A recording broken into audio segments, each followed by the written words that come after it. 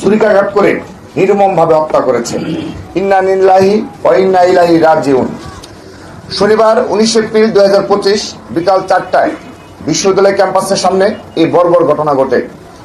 মরহুম জাহিদুল ইসলাম পারভেজ ময়মনসিংহ জেলার ভালুকা উপজেলার বিরুনিয়া ইউনিয়নের বাসিন্দা। আমরা মরহুমের পরিবার, আত্মীয় স্বজন ও সহপাঠীদের প্রতি সমবেদনা জানাচ্ছি। আমরা জেনেছি ঘটনার সূত্রপাত হয় যখন তিনি বিশ্ববিদ্যালয়ের আরো 2-3 জন শিক্ষার্থীদের সাথে বিশ্ববিদ্যালয়ের সামনে বসে সিঙ্গারা খাচ্ছিলেন। এমন সময় মেহেরাজ ইসলাম এবং আরো 2 জন ছাত্রী সহ কয়েকজন ওই পথে হেঁটে যাচ্ছিলেন। হঠাৎ করে তারা পারভেজকে উদ্দেশ্য করে, এদিকে তাকাচ্ছ কেন, এদিকে তাকালে চোখ তুলে নেব, এই ধরনের টিজিং ও উস্কানিমূলক বক্তব্য করতে থাকেন। পারভেজ জবাবে বলেন, কি দোষ করেছি ভাই। এতে তারা আরো উত্তেজিত হয়ে ওঠে। এক পর্যায়ে উভয় পক্ষের মধ্যে হাতাহাতি শুরু হয়। বিষয়টি মীমাংসার জন্য বিশ্ববিদ্যালয়ের প্রক্টর ডক্টর আব্দুস সালাম হস্তক্ষেপ করেন এবং উভয় পক্ষকে মীমাংসা করে দেন। কিন্তু প্রচন্ড উচ্ছৃঙ্খল মেহেরাজ ইসলামগণ বিশ্ববিদ্যালয় কর্তৃপক্ষের করে দেয়া এই মীমাংসা মানতে অস্বীকৃতি জানিয়ে 10-15টি লাশ ফেলার হুমকি দিয়ে বহিরাগতদের ডেকে নিয়ে আসেন এবং পারভেজের উপর পরিকল্পিত হামলা চালায়।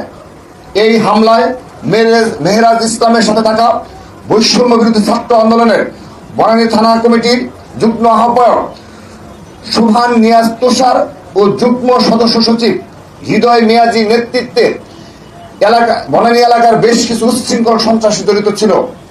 তারা ছুরি দিয়ে পারভেজের বুকের উপর আঘাত করে হত্যা করে।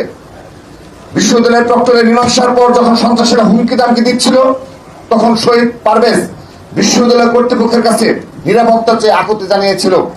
কিন্তু কর্তৃপক্ষ বা প্রশাসন কোনো ধরনের সহায়তা করেনি। আমরা বাংলাদেশ জাতীয়তাবাদী ছাত্রদল দৃঢ়ভাবে বিশ্বাস করি, পারভেজ ইসলামের উপর চালানো এই হামলা ছিল পূর্ব পরিকল্পিত, নতুবা তুচ্ছ একটি ঘটনার জেরে প্রক্টর কর্তৃক মীমাংসার পর একজন মেধাবী ছাত্রকে প্রকাশ্যে বিশ্ববিদ্যালয়ের সামনে ছুরিকাঘাত করে হত্যা করার প্রশ্নই আসে না। আমরা এই নৃশংস হত্যাকাণ্ডের তীব্র নিন্দার প্রতিবাদ জানাচ্ছি এবং অবিলম্বে এই হত্যার সাথে যারা জড়িত সন্ত্রাসীদের দ্রুত গ্রেপ্তারের দাবি জানাচ্ছি। নিষিদ্ধ ঘোষিত সংগঠন ছাত্রলীগের অপকৌশল অনুসরণ করে বৈষম্য বিরোধী নেতারা দীর্ঘদিন ধরে ছাত্রদলের নেতাকর্মীদের নানা ধরনের হুমকি ধমকি দিয়ে আসছিল।